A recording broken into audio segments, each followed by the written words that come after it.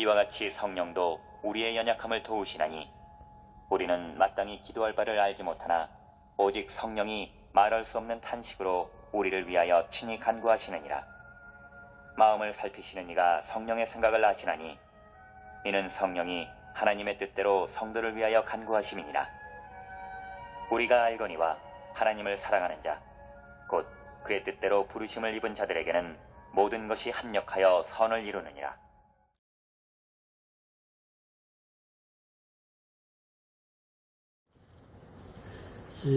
해마다 6월달이 되면은 애국 달, 호국 보훈의 달이라고 해서 애국을, 나라를 사랑하는 마음을 새롭게 하는 모임과 기도회가 많이 있습니다. 참으로 좋은 일이지요. 자유와 평화는 거저주는 것이 아니고 긴장과 임전태세, 임전태세란 말은 언제든지 전쟁이 일어나면 나가서 싸우겠다고 하는 이러한 준비, 유비무환, 아무 어떠한 일이 일어났어도 문제없이 이길 수 있는 만반의 준비를 이렇게 임전태세, 유비무환이라고 그럽니다. 자유와 평화는 거저 주는 것이 아니고 싸워야 되고 이겨야만이 자유와 평화를 누리게 되는 것입니다. 건강도 건강할 때에 지켜야 됩니다. 팔다리 조금 아픈 거 가지고는 별거 아니에요. 지나가면 팔다리 좀 아픈 것은 잘 운동하고 그러면 나요. 그런데 내과가 더 중요합니다. 사실은 외과도 중요하지만 내과가 더 중요한 것을 알아야 됩니다. 신앙생활도 마찬가지예요. 내부적인 것을, 내부적인 자기 마음의 편안함과 기쁨과 믿음을 잘 지키는 내적 건강이 아주 필요합니다. 우리 조상이 살던 에덴 동산 아담 부부는 외부적으로, 환경적으로 그보다도 더 좋은 환경과 생활은 없지요. 최고의 낙원이니까, 글자 그대로 천국이니까 얼마나 좋았어요.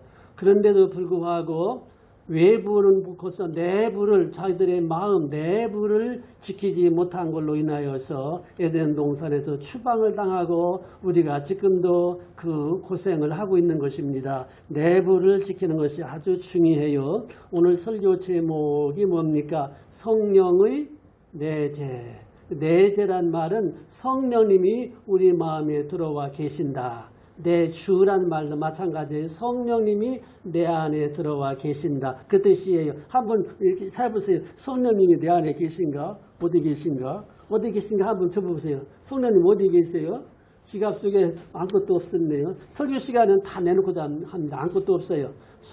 성령님 어디 계세요? 어디 계세요? 어디 계세요?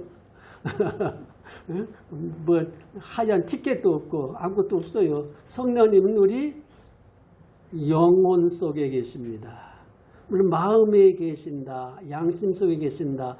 영혼 속에 계신다. 다 같은 말이지만은 아주 더 심하게 말하면 영혼 속에 성령님이 계신데 이건 너무 신비니까 믿으면 되는 거예요. 양심하고 영혼도, 정신과 영혼도 조금 다르게 설명을 할 수가 있습니다. 어쨌든지 간에 성령님은 내 안에 계신데 보이지는 않아요. 증거는 조금씩 있기도 하고 확실히 있기도 하고 시지부지 있기도 하고 분명히 증거는 있습니다. 증거 분명히 있지요? 가장 중요한 거 두 가지, 성령과 구원. 내가 죽으면은 천당으로 갈 수 있을까 없을까? 엉뚱한 말 같지만은 그건 중요하니까 언제 어디서 어떻게 하나님께서 우리를 부르실는지는 믿음이 좋아도 나빠도 몰라요. 시작 몰라요. 그러면 그 당시에 직통 천당에 내 영혼이 갈 수 있을까 하고 물어봐요. 갈 수 있다. 갈 수 없다. 잘 모르겠는데 성령님이 내 안에 계신다. 안 계신다. 잘 모르겠는데 이렇게 구원의 확증과 성령님이 내 안에 계신다는 것은 같은 의미지만은 아주 중요합니다. 이 두 가지가 쉽지만은 논쟁거리가 굉장히 큰 것입니다. 그러면은 성령님이 내 안에 계신지 안 계신지를 한번 점검을 해봐야 돼요. 우리가 수시로 예배 드릴 적마다 외우지요? 사도신경을 외우지요? 외우는 것은 쉽지만은 사도신경 외우는 것도 쉽지는 않습니다. 그 논리와 순서와 이것이 아주 하기 때문에 외우는 것도 쉽지 않지만 잘 외우잖아요. 외우는 건 쉬운데 사도신경을 정말로 믿습니까? 믿으면 아멘. 이거 정말로 믿어요?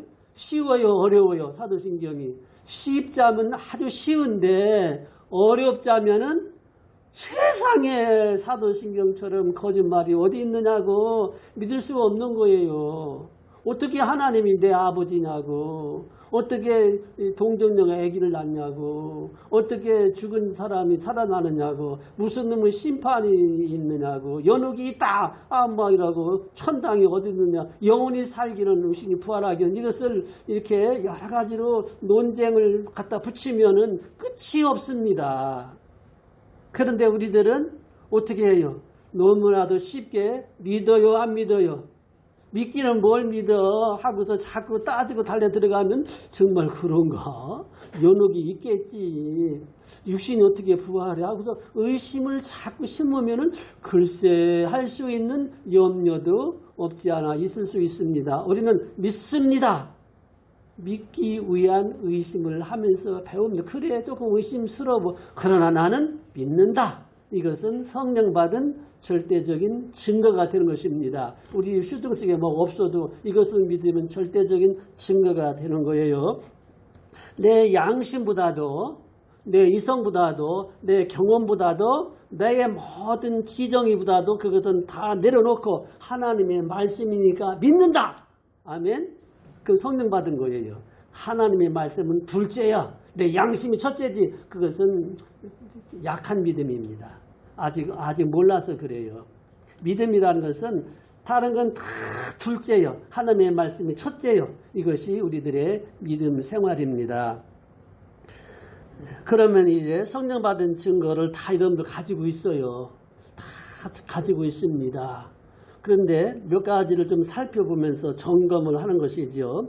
데살로니가전서 5장 15절 16절에 뭐예요? 항상 시작. 항상 그 다음에 해야지. 항상 기뻐하라. 쉬지 말고 범사에 이거 쉽지요. 외우십시오. 항상 쉬지 말고 범사에 이는 그리스도 예수 안에서 너희를 향하신 하나님의 뜻이니라. 아주 쉽지만 얼마나 충만합니까? 50%? 30%? 70%? 90%? 어떤 때는 90%까지 올라갔다가 어떤 때는 10%로 뚝뚝 떨어져 버리죠. 그러다가 또 80% 올라갔다가 또 어떤 때는 왔다 갔다 그런 게요. 반드시 세 가지는 있지만은 이게 올라갔다 내려갔다 정도의 차이는 계속 되더라. 믿습니까? 안 믿어도 사실이니까. 성령 받은 증거가 뭐냐? 여러 가지 말할 수 있습니다. 필요할 적에 나는 예수 믿는 사람이다 라고 하는 것을 숨길 수 있어요. 필요할 적에는 침묵을 좀 지키는 것도 괜찮아요. 어떤 때는 너 예수 믿는 사람 티를 내지 않고 가만히 있을 수도 있습니다. 침묵 지키고 후퇴도 할 수 있습니다. 그러나 어느 시점에 가서는 일점대도 양보하지 않고 나 예수 믿는 사람이요. 죽이려면 죽여. 이렇게 나올 수 있는 용기가 바로 성령 받은 뭐야요? 증거가 됩니다. 아이고, 그건 조금 어려운데. 그저 여러 사람들이 모였을 적에 예수 곤란하니까 예수 믿는 티 안 내고 그저 암소리 안 하니까는 표 안 내고 가만히 그거 하면 알아요. 저 사람 예수 믿는 사람인가 안 믿는 사람인가를 알아보려면은 자, 우리 같이 짜장면 같이 먹자. 짜장면 같이 먹자. 그럼 같이 먹거든요. 그런데 가만히 해보니까 기도를 안 하고 먹어. 근데 어떤 사람은 그래도 잠깐이라도 기도하고 먹어. 그것이 작은 차이라고 할지라도 믿는 것과 안 믿는 것이 차이점이 되더라 이것입니다. 그저 여기 가서는 안 믿는 척, 저기 가서는 믿는 척, 적당히 지나가다가도 결정적인 사건에 가서는 너 죽을래 살래 할 적에는 난 죽어도 예수 믿는다 이렇게 말할 수 있는 것은 내 결심과 각오가 내 각오가 아니고 성령님이 밀어주시는 성령님의 도우심의 은총입니다. 믿습니까? 그렇게 늘 연습도 해야 돼요. 예, 어느 장소에 가서는 꼭 믿는다고, 어느 장소에는 적당히 지나가다가도 믿는다고. 성령 받은 사람은 마음이 열립니다. 마음이 열려가지고서 오늘이 주일날이구나. 어디 가서 이제 어디 여행 갔다가 오늘날이 주일날이네. 어디 가서 예배드리지. 뭐 어디 너무 멀리 갔으니까 어디 가서 예배드릴까 하면 예배드릴 수 있는 장소를 생각합니다. 정말로 없으면 화장실에 갔더라도 거기서 시간을 갖는 거예요. 그런데 사도행전 16장에 보면 사도 바울이 마게도냐 필리포라는 동네에 갔는데 주일날이 됐어요. 예배를 드려야 되겠는데 혼자서 예배 드릴 수도 있지요. 그러나 가능하면은 많이 모여서 같이 예배 드려야 되지요. 어디가 예배 드릴까 하다가 강가에 갔습니다. 더운 나라니까 강가에 가니까는 어떤 장사꾼 여자들이 돛다리 장사꾼 여자들이 둘러 앉아서 수근수근하게 가만히 보니까 하나님 믿는 사람들이요. 예수 믿는 사람들 자매들끼리 찬송 부르고 그러거든요. 그래서 사도 바울이 여보시오 나 예수 믿는 사람들인데 당신네들 예배 드리는 것 같은데 같이 예배 드립시다. 같이 이제 예배를 드리면서 사도 바울이 성경을 쭉 설명하니까 듣는 장사꾼 아줌마들이 말씀을 잘 마음이 열려서 말씀을 잘 들어요. 그래가지고서 세운 교회가 우리 필리포서가라고 있죠. 성경은 필리포 교회가 되었습니다. 이렇게 성령 받은 사람은 말씀을 이야기하고 싶고 또 들으면은 학자처럼 신학생들처럼 알아듣지 않지만 하고서는 무슨 음식을 먹으면은 그 맛을 알지요. 그 맛을 논문 쓰고 학문으로 설명하라면 못하지만은 맛은 알잖아요. 이게 성령 받은 증거입니다. 하나님 말씀을 들으면 그렇구나 마음이 열립니다. 성경은 어려워요. 그런데도 어느 분은 알아들을 수 있는 귀를 하나님께서 또 주셨습니다. 쉬운 거예요. 또 어려운 것도 있고요. 오늘이 주일이구나. 어디 가서 예배 드릴까? 가서 예배 드립니다. 정말 어려운 처지라면 아이고 나 급해. 화장실 가야 돼. 화장실 안 가도 되는데 가서 한 1분이라도 하나님 주여 그렇게라도 하는 것이 뭐예요? 성령님이 계신 증거라 그 얘기입니다. 그러니까 여러분들 마음속에 성령님이 계신가 안 계신가? 성령님이 내 안에 계신다. 나 믿음이 있다. 예수님이 계신다. 주 안에 있다. 다 같은 단어 같은 이제 같은 내용들이에요. 사도행전 17장에 보면은 성령 받은 사람은 말씀을 자꾸 공부합니다. 베리아 사람들은 아주 신사적이라서 이것이 정말 그런가? 이것이 목사님이 저렇게 이야기를 다 했는데 그것이 성경에 있나 하고선 성경 공부를 열심히 합니다. 성경 공부를 열심히 성경 말씀이 그렇구나. 요즘에는요 신학교를 안 나왔을지라도 교인들이 성경 공부 많이들 합니다. 시브리어 헬라어도 많이 합니다. 왜? 알아보려고 공부 많이 합니다. 그럼 유튜브도 있고 텔레비도 있고 성경 공부 굉장히 많이들 해요. 그런데 성경 공부는 반드시 지도자의 안내를 받으면서 해야 되지 독학을 하다가는 조금 위험한 길로 갈 수 있는 것입니다. 왜 성경 공부하다가 잘못되냐면 독하게 고집을 부리면 그렇게 돼요. 정당한 그 지도자의 안내를 받으면서 공부하면은 아주 좋습니다. 그렇게 공부하기를 원하고 사모하고 말씀이 그런가. 베리아 사람들이 모여서 날마다 성경을 읽고 연구하고 성경을 상고했어요. 상고했단 말은 적당하게 공부하는 것이 아니라 탄광에 산에 가서 꽹에다가 그 탄광에 금을 캐는 그런 심정으로 찍어서 성경을 자꾸 찾아내는 것입니다. 저 사금도 있다고 그래요. 모래 벌판을 잘 산골짜기에서 흐르는 물에 잡으면 그 금덩어리가 있대. 그 많은 모래 속에서 금싸라기를 찾는 심정으로 성경을 읽고 그래서 예수 믿는 사람들의 성경 본보는 조금 지저분해요. 거기다가 동그라미 치고 줄도 치고 노란 줄도 왜 줄 치냐? 이거 재미있다, 맛있다, 안다 그런 뜻이지요. 그래서 성령 받은 사람은 성경 말씀에 대한 관심을 갖습니다. 관심을 갖고서 성경을 자꾸 읽고 듣고 배우고 알고 싶어 해요. 그 다음에 이 성령 받은 사람이 여러 가지 많지요. 목마른 사슴이 시냇물을 찾은 것처럼 어쩐지 어떤 사람은 라면을 계속 며칠 동안 먹고 살았다고 그러더라고요. 그런데 사실 우리들은 한 3, 4일만 라면 먹으면 이렇게 기운이 떨어지잖아요. 허전해집니다. 마찬가지로 성경을 읽지 않거나 듣지 않거나 예배를 안 드리고 그럼 사는데 나도 모르게 이상스럽게 헬렐렐레 하고 그런 거예요. 왜 그러냐? 예배 안 드리고 성경 읽지 않고 설교 듣지 않으면 나도 모르는 사이에 그냥 힘이 없어. 그건 몰라.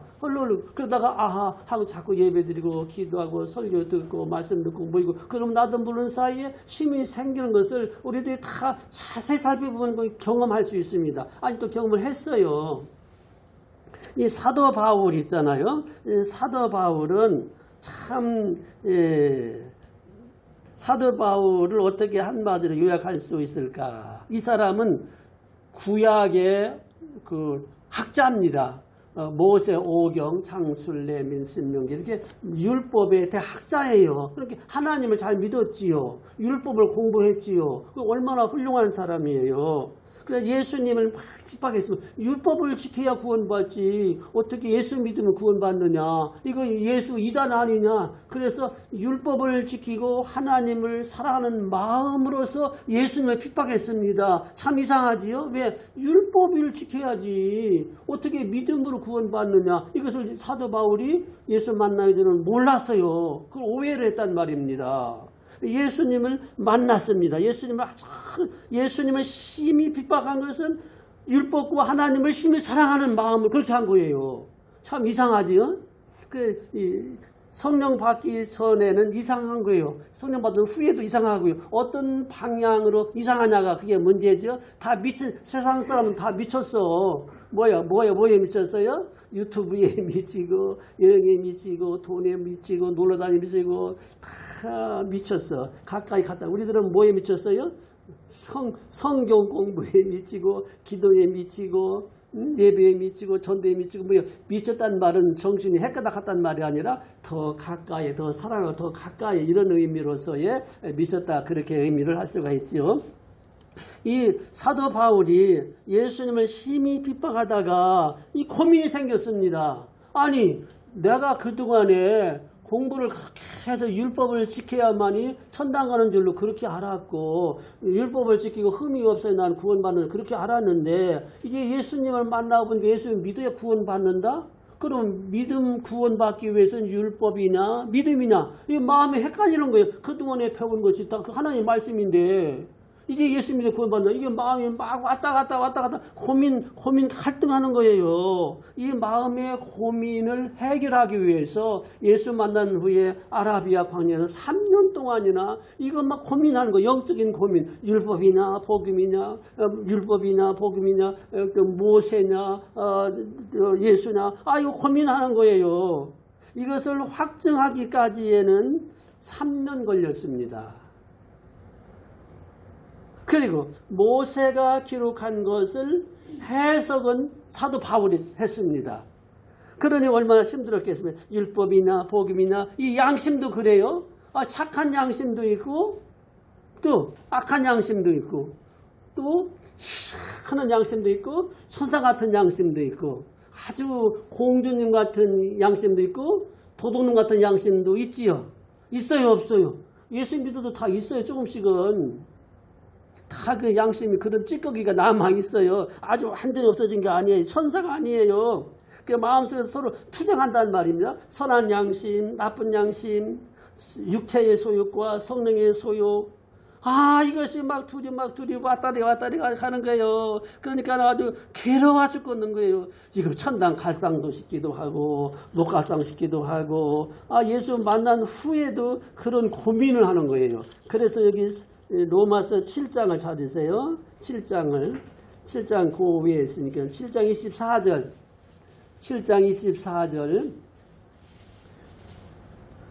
24절 시작.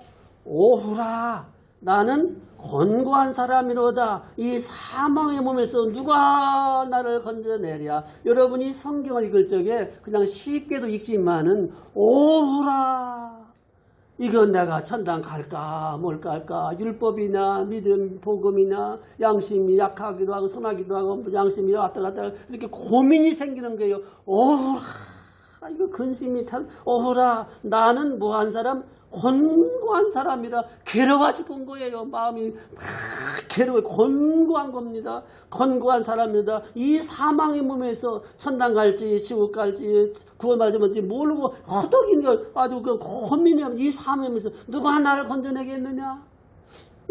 고민하는 겁니다. 24절만 가진다면은 얼마나 불행한지 몰라요. 그러나 어떻게 됐어요? 25절 준비 상반절 시작. 우리 주 예수 그리스도로 말미암아 뭐예요? 하나님께 감사하리로다. 그런즉 내 육신의 마음으로는 하나님의 법을 다시 그런즉 내 자신이 마음으로는 하나님의 법을 육신으로는 죄의 법을 섬기노라. 믿음이 있지만은 여전히 죄의 찌꺼기는 남아있고 왔다리 갔다리는 하지만은 나는 분명히 예수님으로 말미암아 나는 무사히 구원받는다는 확신이 생겨서 감사를 한 겁니다. 성령 받은 사람은 또 뭐가 있느냐? 뭐 많지요. 성령 받은 사람 갈라디아서 거기 성경에 들어보면 갈라디아서가 나오죠. 고린도전서, 고린도후서, 갈라디아서 4장 6절을 모두 찾으세요. 4장 6절 갈라디아서 4장 6절 이 갈라디아서를 재밌는 이야기가 있어요. 갈라디아서를 잘못 공부하면 갈라진대요. 믿음도 갈라지고 교회도 갈라지고 다 갈라진대요. 어쨌든지 간에 율법이냐 복음이냐 이것인데 4장 6절 시작.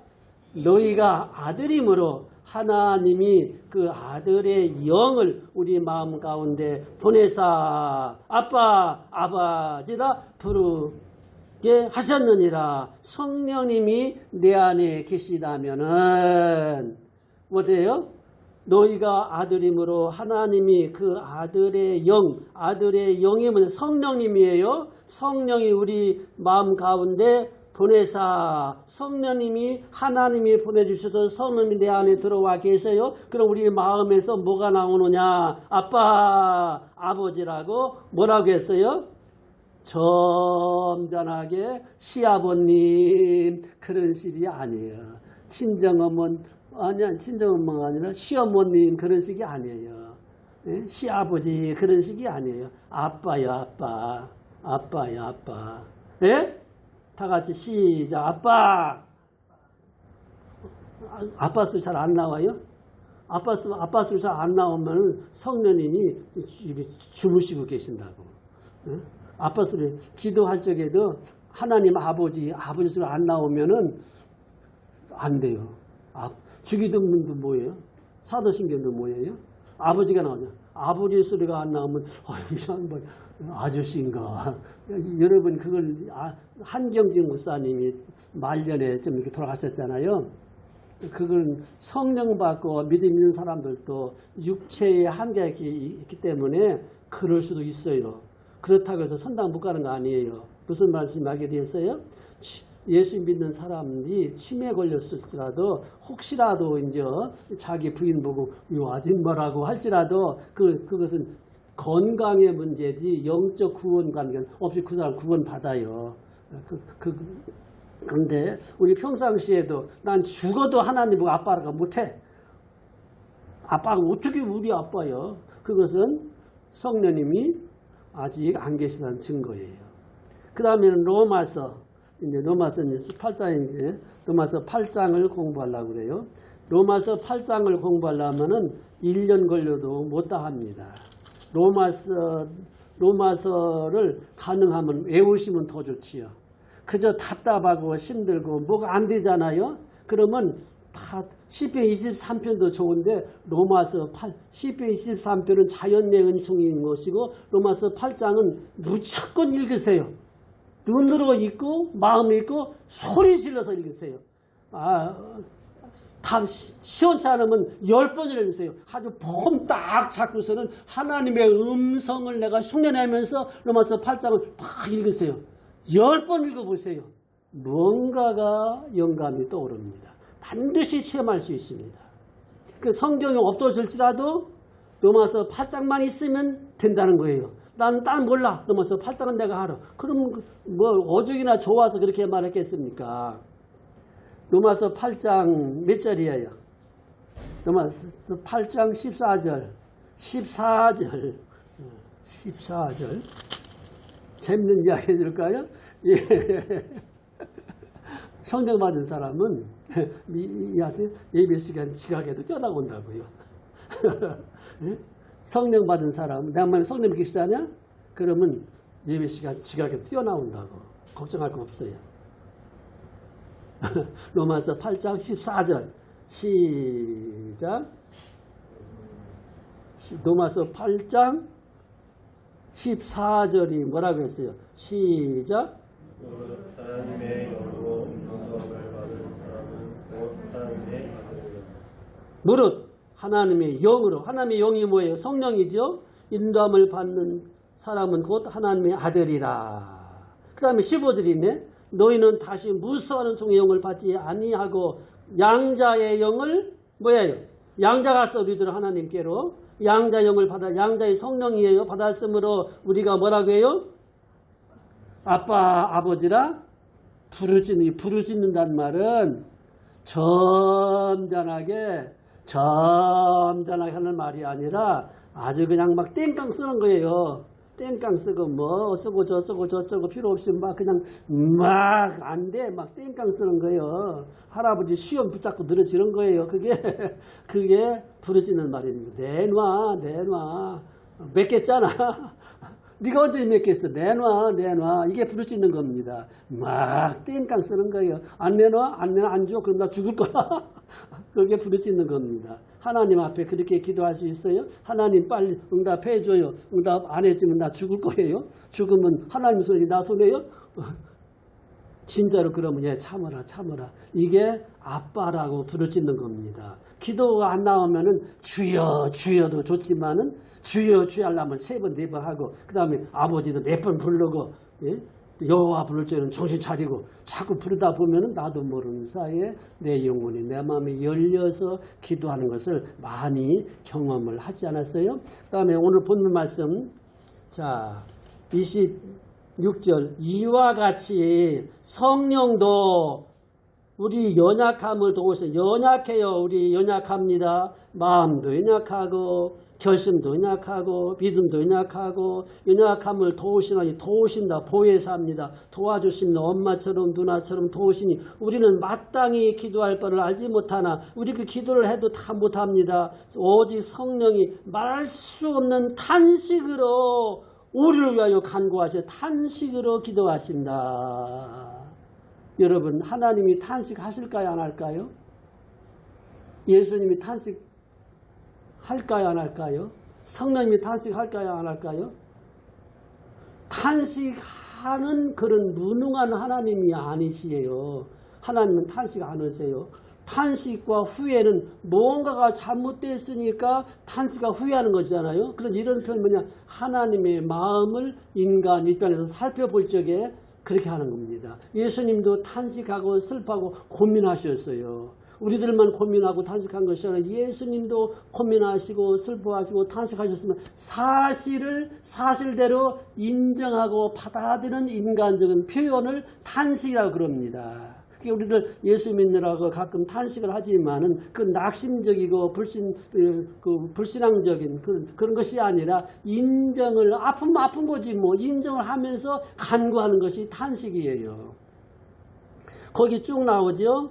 예, 성령 받은 사람은 양대형을 받았으니까 아빠 아버지라 부르짖고 하나님의 자녀가 되고 후사가 되고 아빠가가 내 거예요. 내 것이 아버지 것이고 그 다음에 아버지를 위해서 고난도 받고. 이 예수님이 하신 그 말씀이 아주 쉬워요. 그러면서도 아주 깊습니다. 무슨 내용이냐면은, 자, 제 이야기 잘 들어보세요. 딴 건 몰라도 이것만 들으면 다 이해가 돼요. 누가복음 15장에 탕자 이야기가 나오죠. 누가 탕자라고 그랬어요? 알아듣기 쉽게 하기 위해 탕자라고 그랬지요. 두 아들 가진 부자가 있죠. 둘째 아들이 몇 살 적에 그렇게 했는지는 몰라요. 자기한테 돌아갈 거 재산 다 타가지고서는 가지고 날아가 버렸습니다. 가서 몇 년 동안 까먹었는지는 몰라요. 다 까먹다 보니까는 아주 진짜로 알거지가 됐지요. 알거지가 되고 나니까는 그때서 양심이 살아난 겁니다. 나는 이제 다 알게 되니까 돌이켜 나는 여기서 굶어 죽는구나. 아버지의 집에는 일용할 양식도 많고 품꾼도 나보다 잘 먹고 잘 사는데 나는 여기서 굶어 죽는구나. 우리 아버지가 계신데 어떻게 할까? 아니다.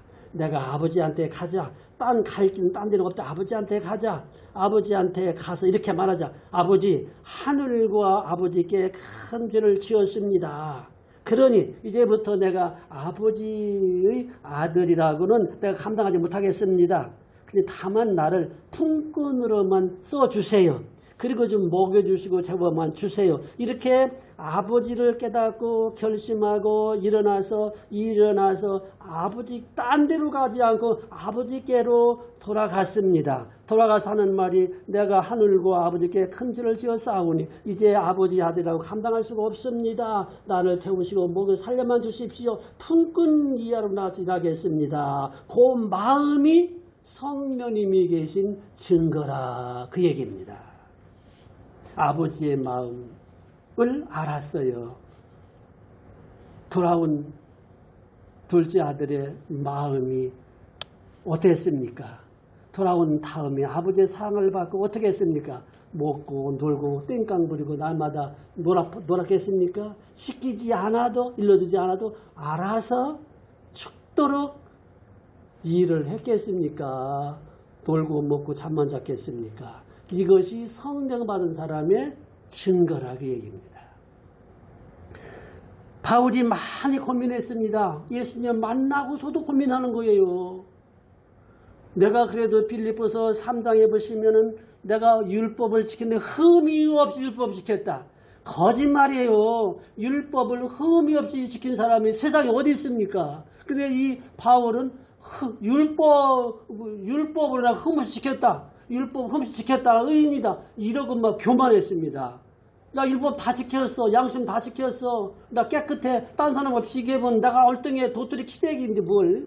그래 나 깨끗해. 나 의인이야. 이러고 버티고 교만하다가 예수님을 딱 만나니까는 아이고 나는 죄인의 대장이다.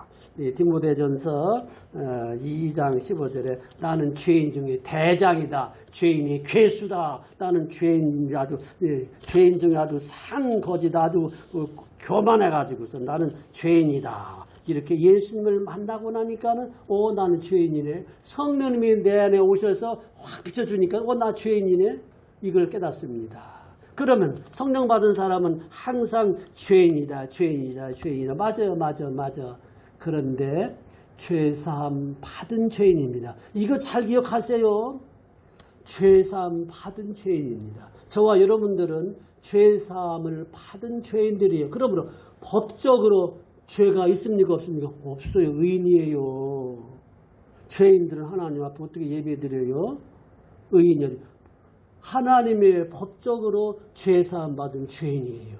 이게 사도 바울이 그때서야 예수 만나고 나서 기쁘고 슬프고 자유하고 억눌리고 마음이 막 헷갈리다가 아하 이거로구나. 죄인은 죄인이야 내가. 그러나 죄사함 받은 죄인이야. 시작.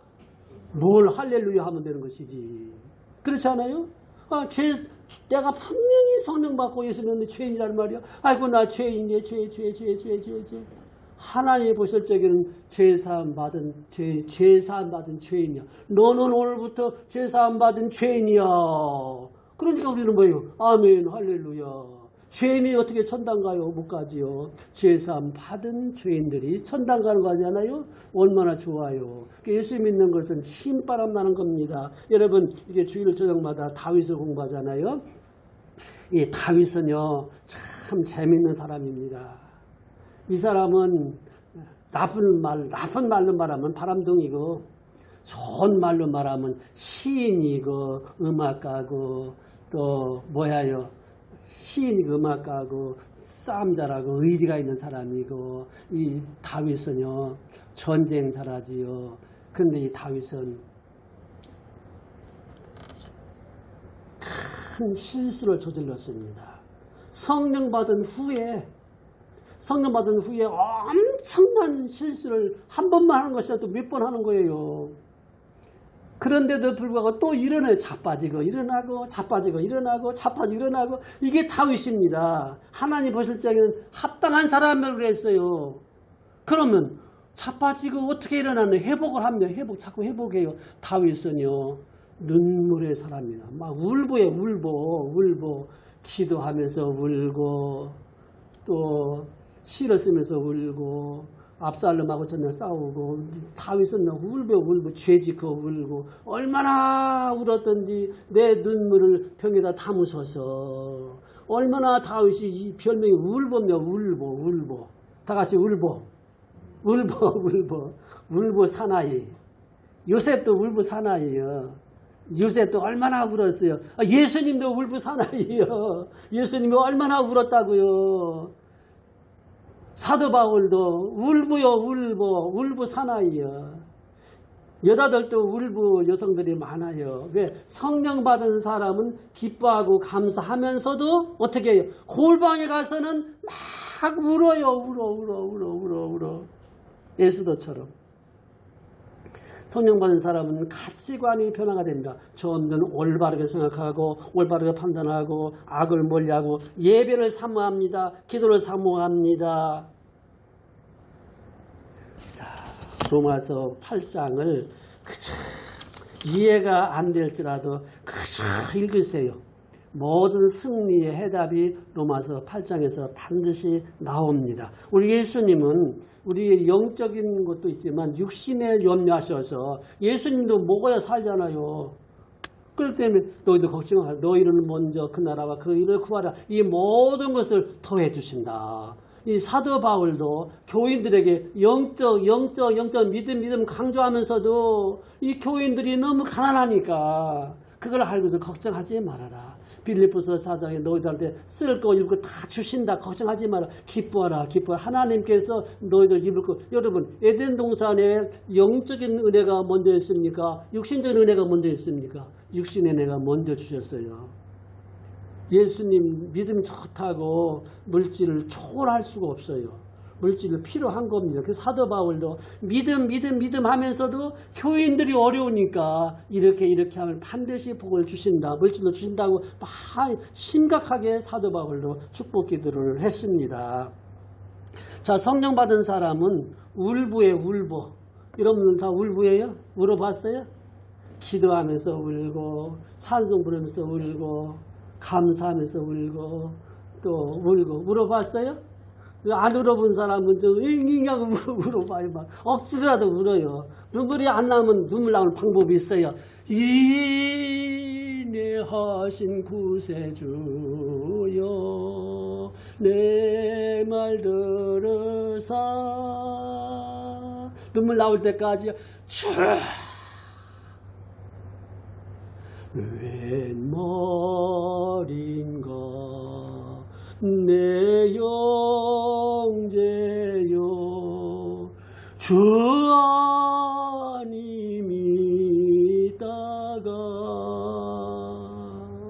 지옥 형벌 너도 받겠구나.